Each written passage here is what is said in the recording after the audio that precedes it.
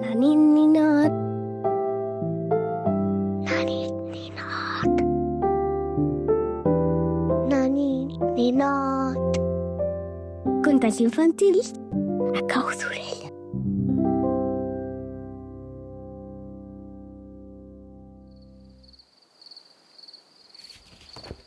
Hola, ninot. Avui viatjarem fins a un país que queda situat entre la Xina i Rússia i que es diu Mongòlia.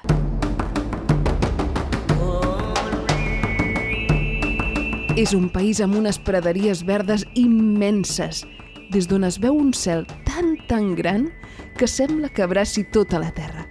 Els cavalls galopen lliures per les estepes de Mongòlia. Hi ha algunes famílies que són nòmades i que viuen en tendes rodones que es diuen gers, i quan arriba la nit, el silenci és tan profund que es poden veure milers d'estrelles brillants. En aquestes terres també hi ha deserts molt grans, com el desert del Gobi, on el vent mou la sorra suaument i on caminen animals tranquils i resistents com els camells. Fa molt i molt de temps, els nòmades de Mongòlia explicaven històries sobre aquests animals mentre escalfaven al voltant del foc. Històries que parlaven de viatges, d'amistats i d'aprendre a conèixer el propi lloc al món. El conte d'avui es diu El ratolí i el camell. Acomoda't bé i comencem el conte, ninot. Fa molt i molt de temps, a les grans planes de Mongòlia, hi vivia un ratolí molt petit que es deia Tomo. Era petit, però tenia una veu molt gran i li agradava molt presumir. «Jo sóc el més valent de tots», deia el Tomo. «Jo sóc el més fort. Jo puc travessar qualsevol lloc del món». Els altres animals el miraven amb un somriure discret. Un dia, mentre caminava per l'estepa, el Tomo va veure una figura enorme a l'horitzó. Era un camell.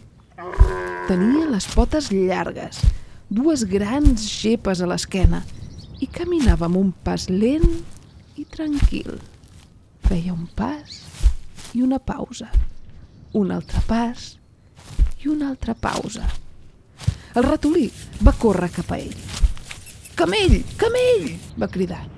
«Com et dius i on vas?» «Em dic Batar i travesso el desert», va respondre el camell amb veu calmada. El ratolí va aixecar el cap amb molt d'orgull. «Doncs jo també travesso deserts. De fet, sóc tot un expert en això. Si vols, et puc guiar». El Batar va mirar el ratolí Tomo amb uns ulls tranquils i savis.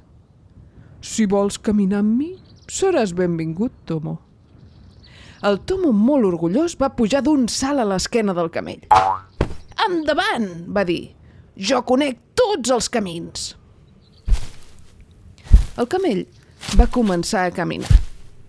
Un pas i una pausa, un altre pas i una altra pausa. I van caminar així durant molta estona. Van passar per dunes daurades. Van veure cavalls galopant lluny. Van sentir el vent xiulant entre les herbes. I el ratolí, des de dalt de l'esquena del camell, cridava: «Mireu-me! Jo guio aquest camell!» Uns corbs que volaven pel cel van riure fluixet. Però de sobte, el vent va començar a bufar una miqueta més fort. La sorra del desert es va aixecar amb petits remolins i el ratolí va dir espantat: «Oh, però què passa?» El camell va mirar l'horitzó amb calma. «Sembla que arriba una petita tempesta de sorra», va dir. El ratolí va mirar al seu voltant i el cor li va començar a bategar més ràpid. Jo no havia vist mai una tempesta de sorra». El camell es va agenollar tranquil·lament. «Quan el desert s'enfada una mica», li va explicar, «el millor és esperar». El ratolí es va amagar entre les dues gepes del camell.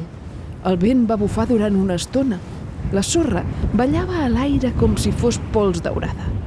Però el camell, en Batar, es mantenia quiet, fort i tranquil. Al cap d'uns minuts, el vent es va calmar. El cel va tornar a ser clar i el ratolí va treure el cap a poc. «Ho hem aconseguit! Hem travessat la tempesta!», va dir. El camell va somriure suaument. «De vegades, la millor manera d'avançar és saber quan cal parar», va dir el camell. I el ratolí va pensar-hi un moment. «Crec que avui estic aprenent moltes coses», va pensar. I el camell va continuar caminant tranquil·lament amb el seu pas i pausa. Pas i pausa. Al cap d'una estona van arribar a un lloc on el vent havia deixat moltes petites dunes de sorra. El ratolí de seguida va saltar a terra. «Mireu!», va dir. «Jo travesso aquestes dunes sense cap tipus de problema!» I va començar a caminar. Però la sorra s'enfonsava sota les seves potes. Cada pas li costava més. I el camell s'ho observava amb calma. «Vols pujar a la meva esquena?», va preguntar. El ratolí va pensar uns segons, però de seguida va dir: «No cal, jo puc tot sol!» I va caminar una mica més, però al final, cansadíssim, va acceptar.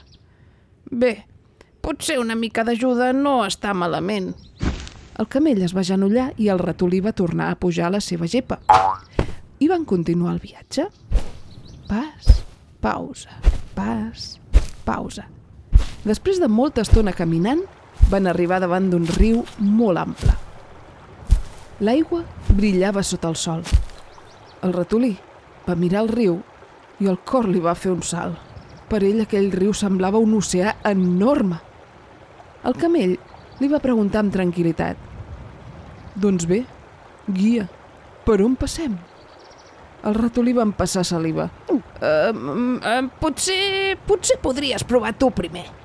El camell va fer que sí amb el cap i va entrar a l'aigua.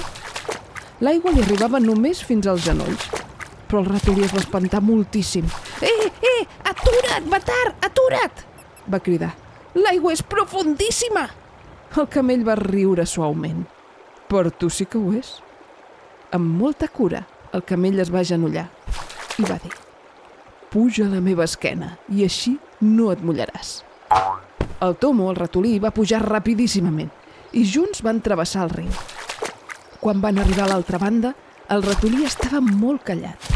Ja no cridava, ja no presumia, ja no es creia el millor del món. I finalment va dir: «Camell, crec que avui he après alguna cosa». «Quina?», va preguntar el camell. «Que el món no és igual per tothom». El camell va assentir. «Exacte.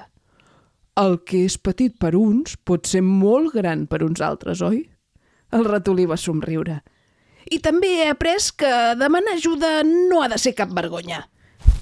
El camell va somriure i va continuar caminant tranquil·lament. I des d'aquell dia, el ratolí encara parlava molt, però també sabia escoltar.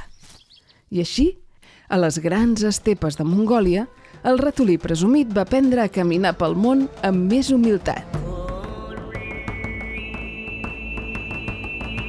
Veus, ninot? Tots som diferents. Alguns són grans com camells i d'altres petits com ratolins. Però cadascú tenim el nostre camí. I a vegades, els millors companys de viatge són aquells que ens ajuden a veure el món d'una altra manera.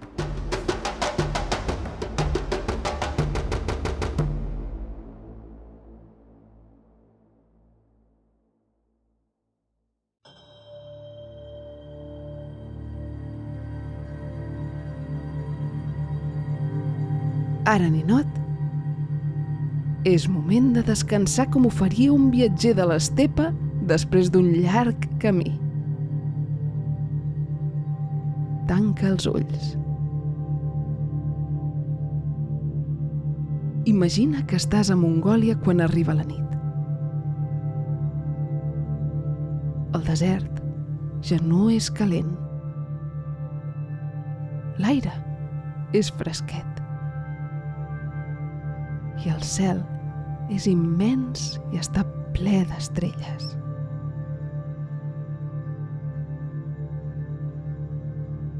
Avui farem un petit joc. que fan molts viatgers abans de dormir. Es diu comptar estrelles amb el cos.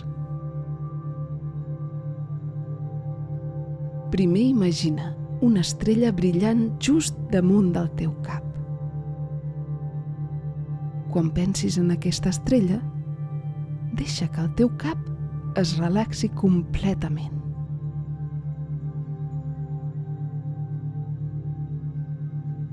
Ara, imagina una segona estrella. Aquesta deixa descansar el coll i les espatlles. Així que les espatlles es tornen toves, com si el vent de l'estepa les acariciés. El coll també es relaxa, no fa cap tipus de força.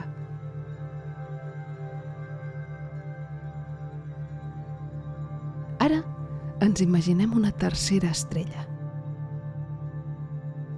Aquesta és l'estrella que relaxa els braços i les mans. Perquè les mans ja no han d'agafar res. Només han de descansar.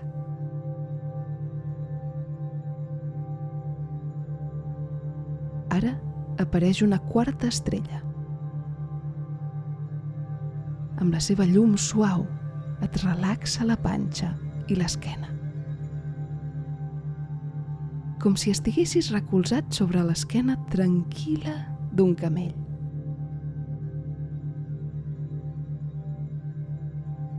Imaginem també una cinquena estrella. Aquesta ens relaxa les cames i els peus. Els peus que descansen després d'un viatge llarg de tot el dia.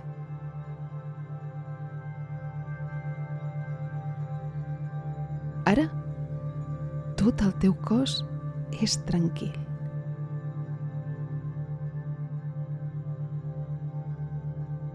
Arriba el moment de bufar perquè aquestes estrelles se'n vagin. Primer, agafa aire, molt a poc pel nas. I ara, deixa-la anar, bufant suaument perquè les estrelles se'n vagin com ballant.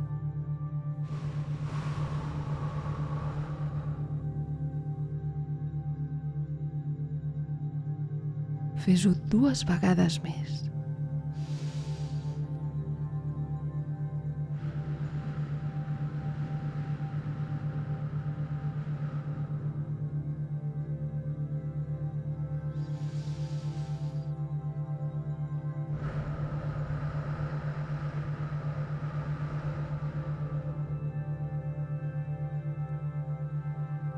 Amb cada respiració,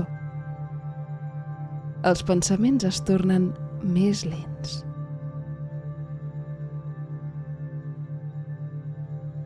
Tot està bé. Tu estàs bé. I és hora de descansar. Na nit, ninot.